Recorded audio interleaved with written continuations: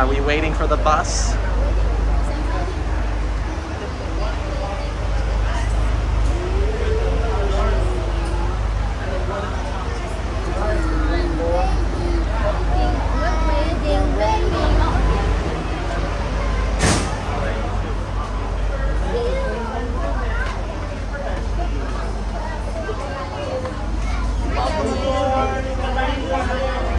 I don't know.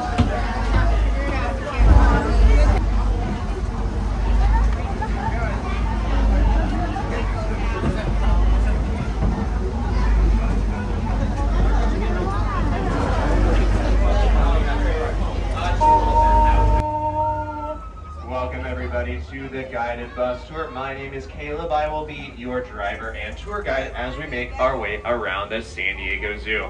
You guys excited to see some animals? Yeah, I am too. I'm very excited.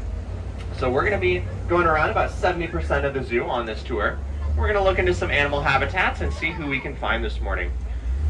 Not only that, we're also going to have a little talk about conservation as well. So we're not just a zoo. We are the San Diego Zoo Wildlife Alliance. We are a conservation organization working on projects all over the world, including here in the United States and abroad. Now, we are a non-profit, so we rely on folks like you coming to visit us here today. So thanks so much for coming to the zoo. Your visit today goes a long way towards our mission, which is to create a world where all life thrives. We're going to be headed down the hill here in just a moment. Now, there is this pathway just to the left of the bus. Now, if you take that pathway, where will it lead you? So, one thing we have over there, you might already be able to see it, is the Skyfari. That is the gondola that you can see taking off. So we have two stations for the Skyfari, one here at the front and one at the back. So you can use the Skyfari to get from the front to the back or vice versa. It's super useful for getting around. Also by the Skyfari, definitely check out Wildlife Explorers Base Camp, the newest addition here at the zoo. There's lots of cool play structures geared towards the kids. I'm super jealous. I wish I was a kid. And we have some really cool animals to see there at Wildlife Explorers Base Camp, including our spider monkeys, burrowing owls, fennec foxes, and the axolotl. They're in the Cool Critters house. Alright, we're headed down the Tiger Trail right now. So while we're heading down the hill, I do want to go over a couple of rules here on the bus. First and foremost, please try to keep all parts of your body, including hands, feet, arms, and legs, inside the bus at all times. And secondly, you're allowed to stand up while on the tour. I just ask that you wait till the bus is at a full and complete stop before doing so. I'll try to cue you guys when it's okay to stand up, as well as when to sit down. Other than that, just enjoy yourselves, folks. So we are in the Lost Forest right now. You can see how shaded it is. So we are under the rainforest canopy. All these plants that you can see around you are actually found in one or more rainforests somewhere around the world. Now, we actually have a larger botanical collection here at the San Diego Zoo than we do animals. Around 7,000 species of plants make their home here, including some endangered species. So we're not only a haven for threatened wildlife, but also for endangered plants too. As we know, all life on Earth is important. But you guys came to see some animals, so we're going to be looking out for our first animal. This habitat on our right is home to our Malayan tigers. And like I said, once the bus is stopped, which it is, feel free to stand up. Now, if the tigers aren't out in the open, they could be down in the very front, so in kind of the lower area, or they could be just out of sight on the left or right. So it looks like we're not seeing our tiger right now, so we're going to go ahead and just move on here. Now, fortunately, Jess would bring you right back here. It's about a 5-minute walk. Now, the Lost Forest is not only home to our tigers, but also many of our primates. You can see some great apes here, including our gorillas, orangutans, and bonobos. But it's not just the great apes, but also the monkeys too. We have a variety of monkey species here in the Lost Forest. Now, highly recommend checking out this area, the Lost Forest, once it starts to warm up, which I mean it already is. because it is literally the coolest part of the zoo. So while the rest of the zoo is baking under the hot sun, the Lost Forest is enjoying the shade of the rainforest trees. So if you're looking to get out of the sun, definitely pop into this area. Now I did mention some monkeys, so we're coming up on one of our monkey habitats. Here on the right, be on the lookout for our Allen swamp monkeys.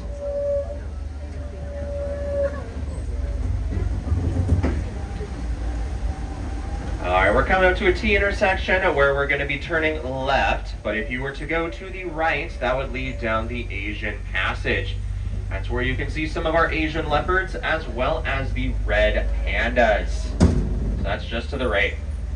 Now speaking of red or reddish, coming up on the left, we're looking out for our American flamingos. Looks like they're kind of clustered in the corner here. They're not quite ready to wake up. I guess they're not early birds. Neither am I, it's okay. But here we can see them all flocked together here. Now we have some other really cool birds up and to the right. If you guys see that boardwalk above us, that is the Eagle Trail. True to its name, that's where you can see some of the coolest raptors in the world. So there you can see the Andean condor, the harpy eagle, and the Steller sea eagle. If you care at all about birds or birds of prey, you're not going to want to leave today before checking them out. Now, if you want an easy way to get back to this area without walking, one way is with the kangaroo bus. So look just to our left, we are passing by one of our kanga stops. So you might see that yellow kangaroo-shaped sign with a number 2. So the kangaroo bus is our hop-on, hop-off service. So while the guided bus tour is non-stop, the kangaroo bus makes 4 different stops around the zoo. You can hop on or hop off at any one of those 4 stops. So the kangaroo bus is super useful for getting around as it's already getting warm, and the zoo is really big. It's hard to see all of it in one day just on foot. I mean, you can do it, but you're going to be exhausted and really warm by the end of it. So be on the lookout for the buses with the yellow kangaroo bus signs in their front window. I'll be pointing out the stops as we go along. And I think the kangaroo buses are starting at 10:30 today, so you'll be able to ride them as soon as you get off the bus today. Now we are going alongside the California 163. If you were to follow that freeway 30 miles up north, you'd come to Escondido. That's where we have our sister park, the San Diego Zoo Safari Park.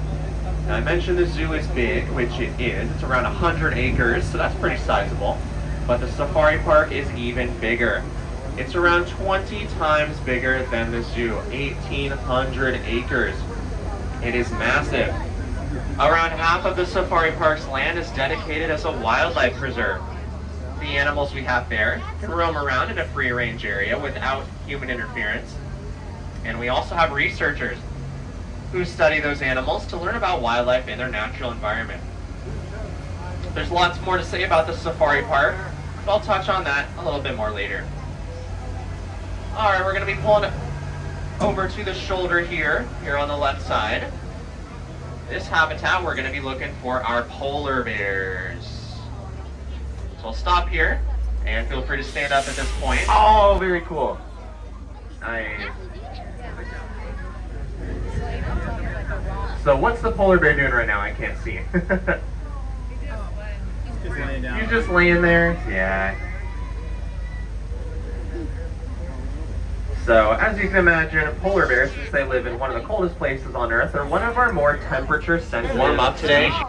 Our polar bears are going to be a little bit more scarce, so this is a really good time of day to visit with our polar bears. Because once it comes to the afternoon, we might not see them. So we'll be looking out for the Skyfari station here at the top of the hill. Now we are going to be above the polar bear habitat in just a moment, so we'll get another chance to look into their habitat. At this station, you'll be going down this bridge here on the left. We actually have a habitat under the bridge. Be looking out for our South American giant anteater. That's just to the left here. Now we are going to be approaching a kangaroo stop here in just a minute or so. So this upcoming stop is stop 3. Super useful if you want to get off to see the polar bears, or the safari, or perhaps if you want to see the mountain lions, their habitat is just to the left here. Now, I don't imagine we'll see them right now, so mountain lions, like all other cats, are crepuscular. So they're going to be most active in the early morning and in the evening. So that's definitely an incentive for you folks to stick around here to the later hours here at the zoo. You might just see a bit more activity from our cats. But we'll still get some opportunities to look for them here on the tour. Now we are entering one of my favorite areas of the zoo, Elephant Odyssey. Now, one really cool thing about Elephant Odyssey is that every animal here is part of a living museum. Now, what do I mean by that? Well, every animal in Elephant Odyssey is related to an extinct species that once lived here in Southern California about 12,000 years ago. Our first example of that living museum is going to be coming up on the right, a relative of the extinct American lion. That's right, we're looking out for the pride of the savannah, emphasis on the pride. We're looking out for our African lions, and there they are. Oh, yeah, they're named. So you should be able to see Ernest, the male, there on the right, as well as his sister, Miss Ella, on the left. Now, as I said, all cats are crepuscular, so this is around the time of day when they're going to be settling down for their nap. Now, as we can see them both, try to compare. What kind of differences do you notice between the male and the female here? So what does the male have that the female does not? So he has a mane. So that mane isn't just to make him look handsome. It serves a very important purpose. So the male's primary role in the pride is actually to guard their territory. So the female is actually the primary hunter. And while she's off looking for food, the male is patrolling their habitat and looking for any intruders.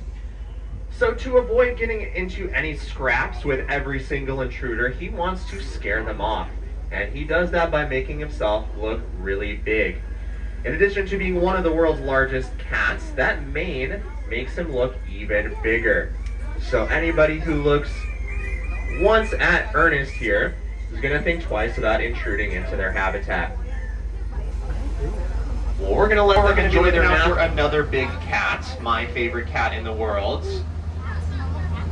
Now, unlike the lions, she is spotted. We're looking out for our jaguar. So, I don't see her immediately, so I'm going to need your folks' help. Okay, I think I do see her.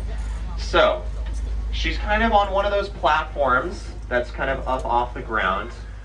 They're in kind of the middle of the habitat. Kind of just in between the sun and the shade.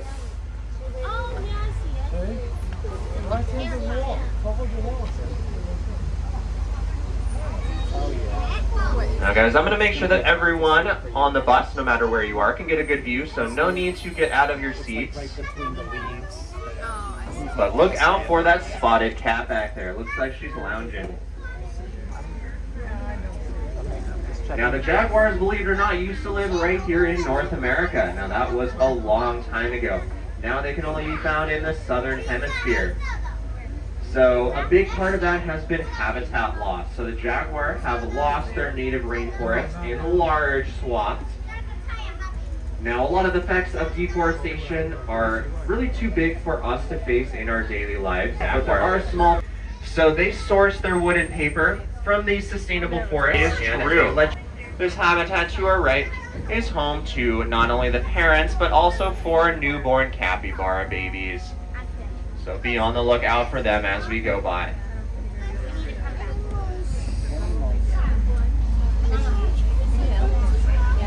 And we have now entered the start of our elephant habitat. So I can already see one elephant. So look off to your right in the back left. You might just see one of our elephants.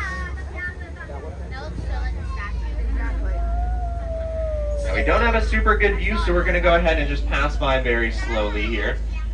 Not to worry though, we do have 3 African elephants here, so we'll be on the lookout for the other ones too.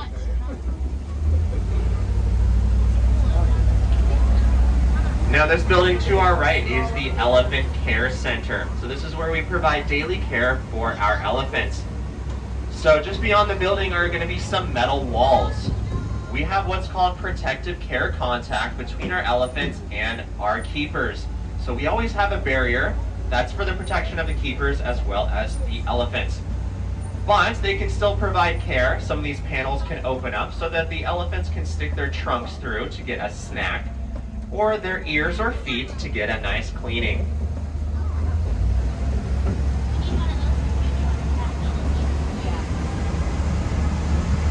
Now one thing you'll probably notice is that our elephant habitats are massive.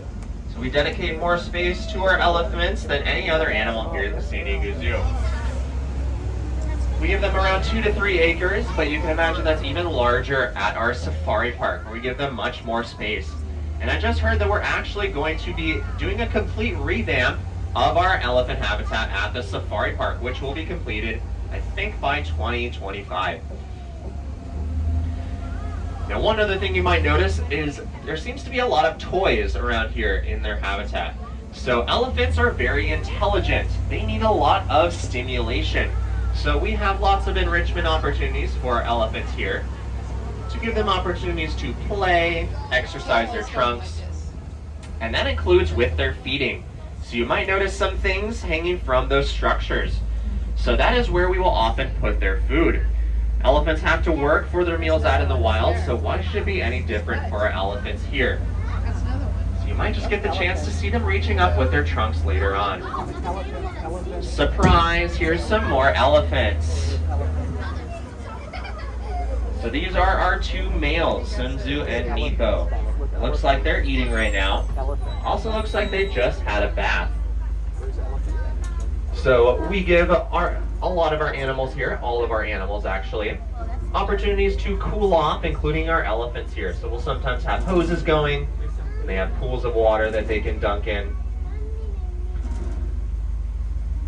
So they're not just suffering out in the heat, they got some opportunities to cool off.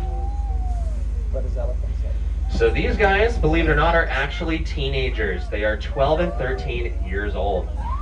And they comprise our bachelor herd. So what is that? Well, in the wild, young male elephants will often separate from their parental herd in order to find mates. So that is why they are a bachelor herd, because they're looking for mates.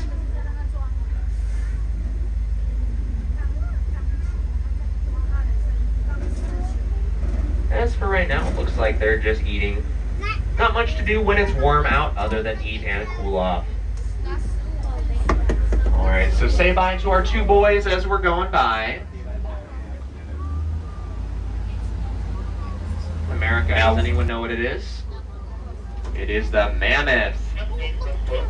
And similarly, the camel, the dromedary camel, we can see off to our right, also had a relative that once lived here.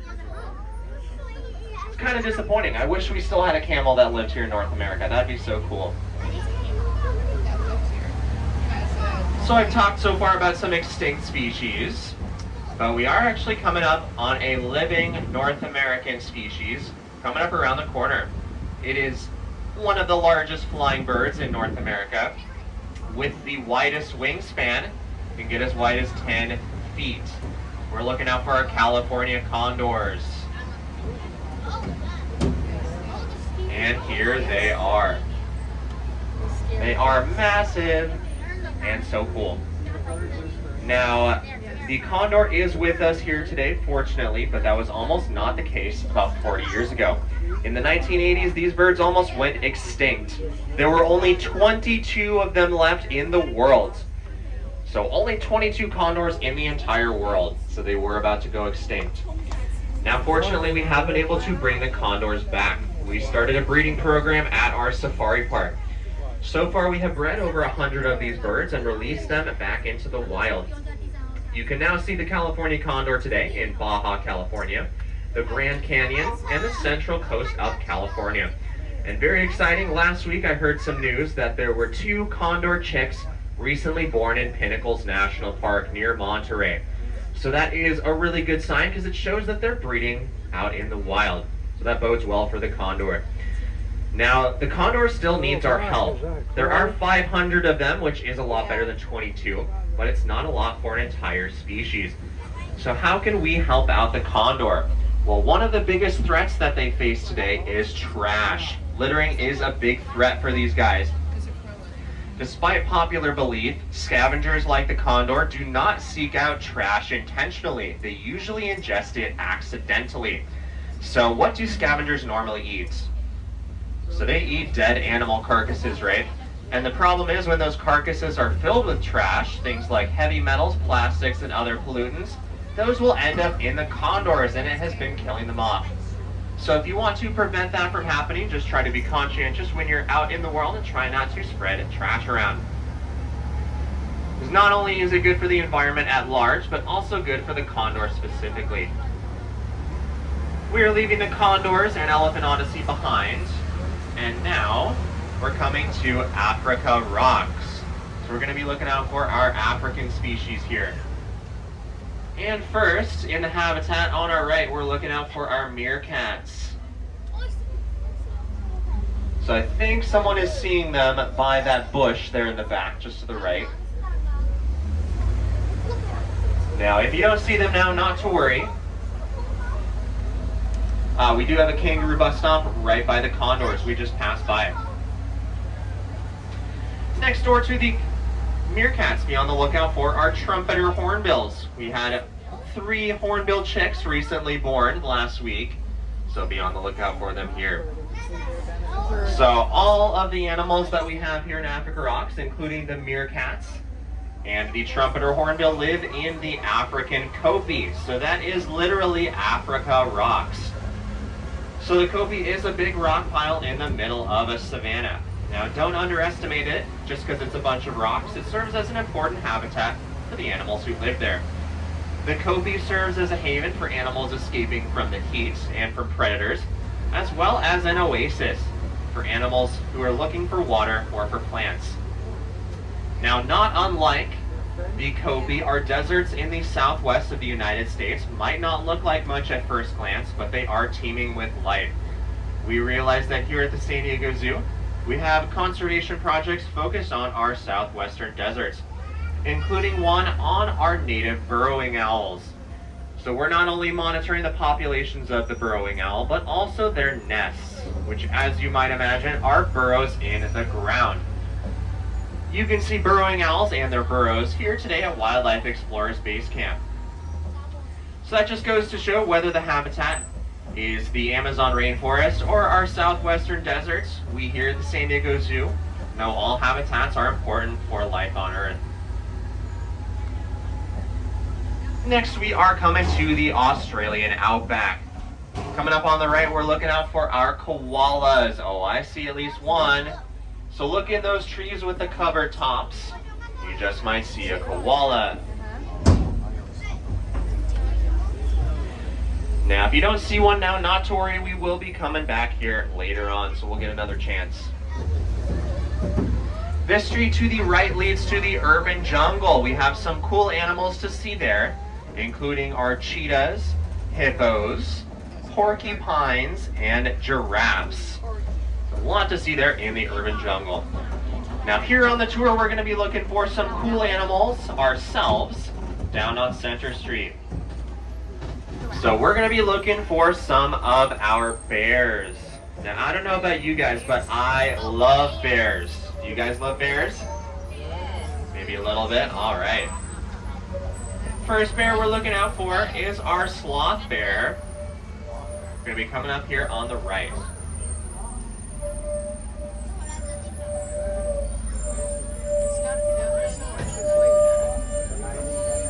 So, feel free to stand up. We'll stop here for just a moment so we can look out for our sloth bears. Oh, looks like they're down in the front. So look on the left side in the very front. We're going to be coming to the right here in just a moment. So if you guys are familiar with Baloo from the Jungle Book, there he is. So the sloth bear served as the inspiration for Baloo. Now, unfortunately, I don't think our bears will sing to us about the bare necessities, but they are still very cool animals. Now, we do have 2 sloth bears to look out for. We already see one. We'll be looking out for the other one as well. Alright, take any last looks at the sloth bear. We are going to be moving on once again, where we just came from.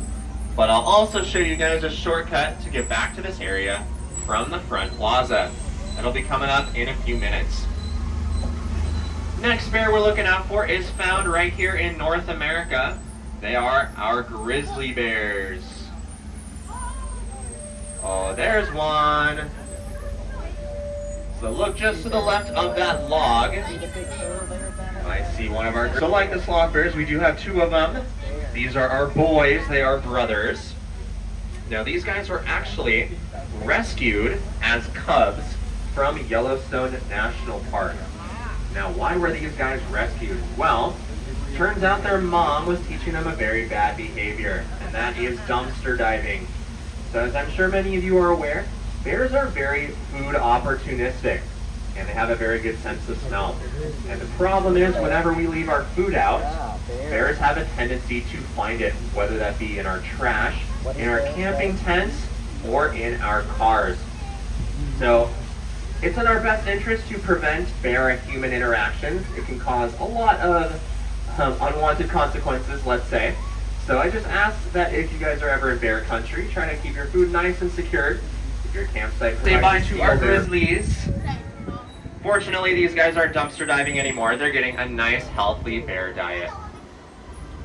Next bear we're looking out for is my favorite bear in the whole wide world. We're looking for our Andean bears. Now, I'm not sure where they are at the moment. They're coming out. So, I'll want you to be on the lookout for 3 of them. We have one adult, who is mom, and her 2 twin cubs. So we'll be on the lookout for them too.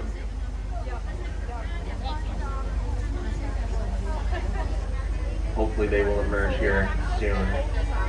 They don't know it's curtain call. They didn't get their cue.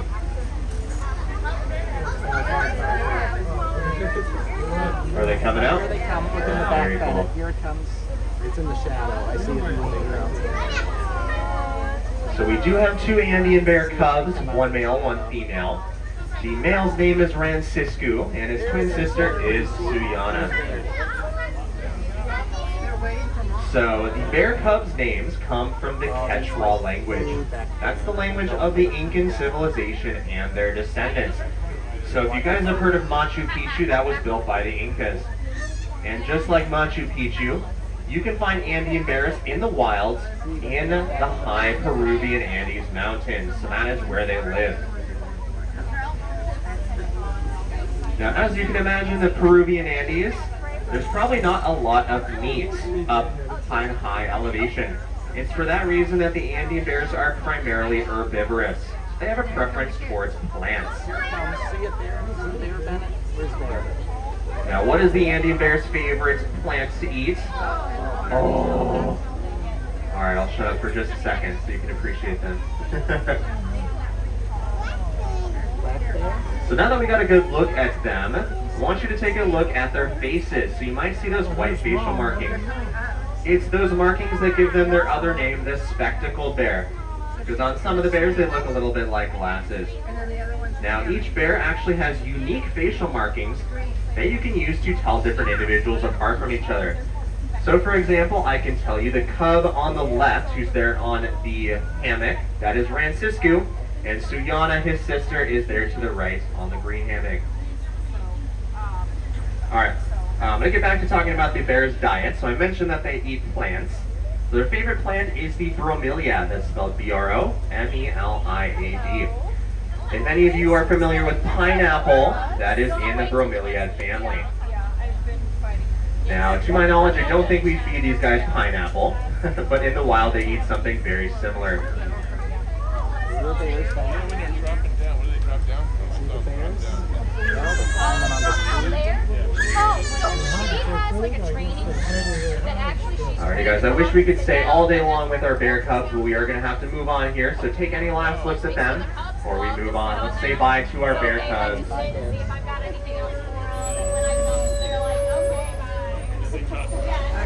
Now, if you folks want to get, not only is it a great shortcut, but it's also nice and cool and tranquil. It's another rainforest area with rushing water. One of my favorite areas.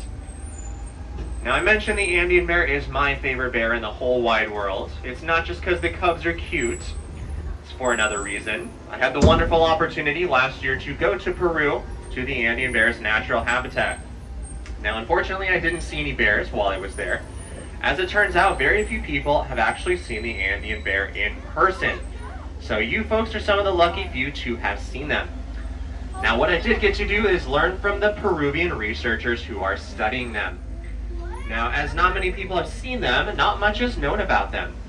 So the Peruvian researchers are learning about their habitat and their movements through motion-operated cameras, as well as their diet by studying their poop.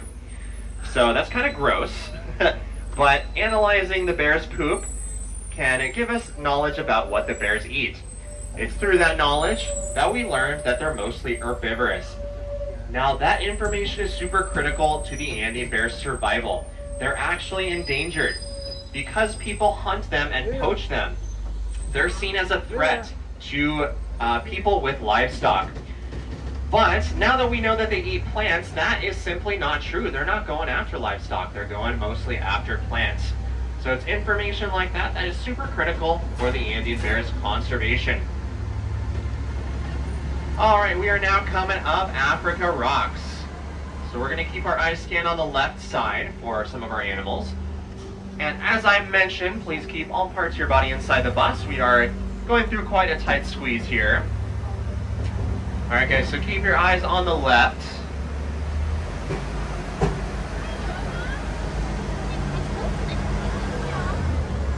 So look out there on the rocks.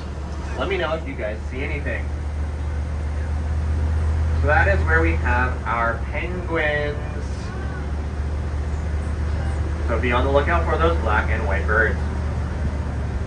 Now you might be wondering why we have the penguins in Africa Rocks and not by the polar bears. So the penguins we have here are African penguins. In the wild, they live off the coast of South Africa.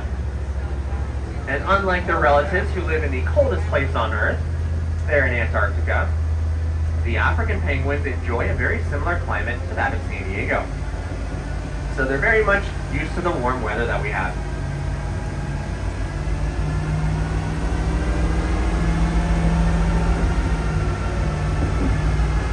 Now the habitat off to our left is home to our lemurs. Oh, I can see some lemurs up on the rock wall. Look for the black and white. So that is the sifaka. You might know them better as Zaboomafoo. Say hello to Zaboomafoo. We have 5 species of lemurs here in Africa Rocks, not just the sifaka, but also the ring-tailed lemur. You might know as King Julian from Madagascar. Now, just like King Julian, the lemurs are found in Madagascar and nowhere else on Earth. They're what's called endemic. So if you don't want to fly all the way to Madagascar to see them, check them out here in Africa Rocks. Oh, I can see an arm sticking out there in the back. Please, guys, keep all parts of your body inside the bus.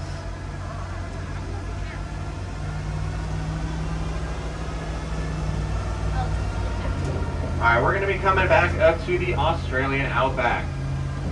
We're going to be looking for our koalas.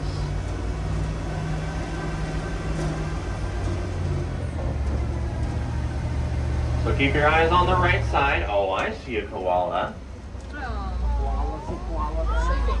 So the habitat to our right is home to our male koalas. You'll only see one on a tree here to our right. That's because male koalas are territorial. So it turns out they will actually fight each other if they're on the same tree. It's for that reason that we give each of our males their own separate habitat. Now the ones we saw earlier, just up around the corner, those are the females. Chances are you might have seen more than one on a single tree. That's because they're okay with sharing with each other. Now for those of you who saw a koala, what was it doing? It's probably sleeping. So koalas can sleep up to 20 hours a day. That's most of the day. That's not because they're lazy. It's because of what they eat. Now, what do koalas eat? Anyone know? It is eucalyptus, right? Any of you who live in California should be very familiar with eucalyptus. It is everywhere. As it turns out, eucalyptus is actually toxic to most animals, including human beings. There's very few species that actually eat it. One of those is the koala. Now, how do they get around that? So they actually have bacteria in their stomach that can process and get rid of that toxin. But that takes a lot of energy. So the koala have to conserve their strength by sleeping throughout much of the day. This area should look very familiar. This is the outback. The street to the right goes to the urban jungle. That's where you can see the cheetahs, hippos, and giraffes. And that's also where we have a kangaroo bus stop. You might look out for a kangaroo bus stop number 1, the closest stop to the front. Now, I mentioned animals eating poisonous food. Now, I just learned a really cool fact recently about lemurs. So most of them eat bamboo, which as it turns out are full of cyanide. So many lemurs eat more than I think up to like 12 times the dose of what could kill a human in a day. So that's pretty crazy. So animals are pretty wild. Alright guys, we are going to be on the home stretch, making our way to the end of the tour.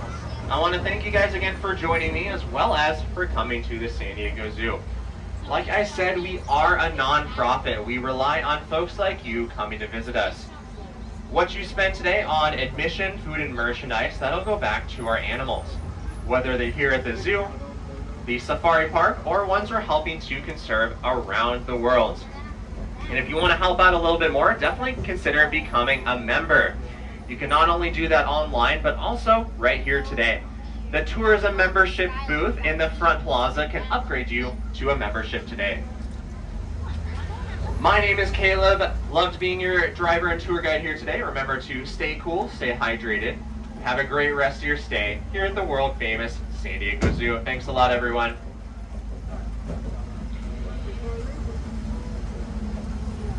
All right, as we get ready to disembark, make sure you have all of your personal belongings with you. And I'm going to be helping out the folks on the lower deck first, so everybody up on top, just hang tight for a bit. And of course, let me know if you have any questions. Thanks a lot, guys.